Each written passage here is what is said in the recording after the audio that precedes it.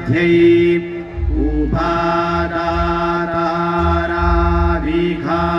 उपादाताराभिखार्गुरयेण मुभावाजस्य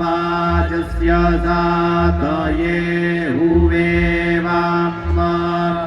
अयन्ते जो निर्रत्वियो जतो जातो अरोचथाः तञ्जानन्नग्न आरोहाथानो वर्धया रयिम् अयनि अप्रथमो धायि धात्रेभिरे होता जजिष्ठो अध्वरे क्रीड्याः जामप्नवानो मृगवो विरुरुचर्पणे कुचित्रां विभ्वां विषे